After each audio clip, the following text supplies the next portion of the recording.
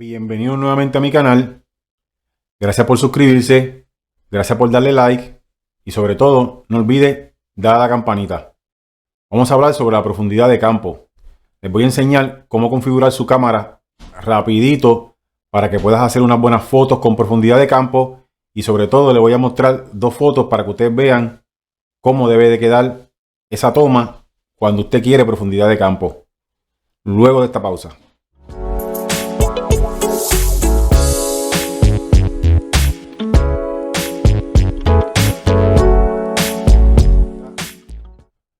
Estamos aquí nuevamente, gracias por la espera. Vamos a configurar la cámara rapidito, unos parámetros para que usted pueda obtener una foto con bastante profundidad de campo. Bueno, ya estamos aquí, vamos a configurar la cámara rapidito. Coloque su cámara en modo apertura, en modo A. El ISO lo vamos a colocarlo en 100.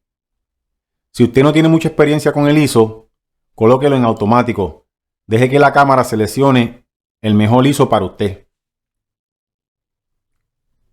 Modo de medición, multi. Balance de blancos, automático. O usted puede escoger el preset de su preferencia. Estilo creativo, estándar. Área de enfoque, ancho. Modo de enfoque automático. Ahora vamos a la apertura. En la apertura yo recomiendo comenzar con F8 o con F13. Cerrar comenzando con F8 o F13 como le acabo de mencionar. Usted puede cerrar hasta F16, hasta F22. Depende el lente que usted tenga. Pero hay unos factores que usted debe tener en cuenta a la hora de cerrar la apertura. Si usted cierra la apertura completa, su foto se pondrá subexpuesta. Se va a poner oscura. Y para compensar esa pérdida de luz, usted tendría que utilizar el ISO o la velocidad de obturación para poder compensar esa pérdida de luz. Yo recomiendo F13 o F8. Los recomiendo en lo personal, ¿por qué? Porque entre F8 y F13 hay un buen balance de luz y hay una nitidez que todavía por completo el lente no la ha perdido, ya que mientras más cerremos la apertura, menos nitidez tendrá la foto. Todo depende de lo que usted esté buscando y a su criterio personal a la hora de hacer la fotografía. Ahora les voy a mostrar dos fotos que yo tomé con esta configuración para que ustedes vean cómo es la profundidad de campo en F13. Estas dos fotografías fueron tomadas con una apertura F13. Cerramos la apertura hasta F13. Vamos a verificar ahora cómo quedaron.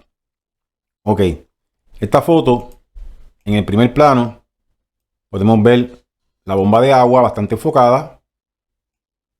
Podemos ver en el segundo plano un letrero bastante enfocado. En un plano, el tercero y el cuarto plano, podemos ver la casa bastante enfocada. Los alrededores bastante enfocados. Lo que significa que esta foto tiene bastante profundidad de campo. ¿Por qué tiene bastante profundidad de campo? Porque no simplemente está enfocado el primer plano, que sería la bomba de agua.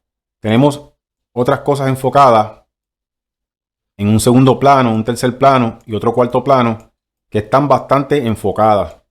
A eso se le llama profundidad de campo. Cuando hay más de una cosa enfocada en una foto. Podemos por aquí ver. Vamos a la próxima foto.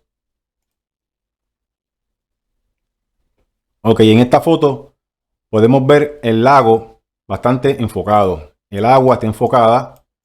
La orilla del lago bastante enfocada. Y en un plano más lejano podemos ver el puente bastante enfocado. A eso se le llama profundidad de campo. Profundidad de campo es todo aquello que sale nítido o enfocado en una foto. Vamos por aquí nuevamente. Continuamos mirando alrededor. Y podemos ver que hay más de un plano enfocado en esta foto. Hay varios planos que tienen un foco bastante bueno. A eso se le llama profundidad de campo.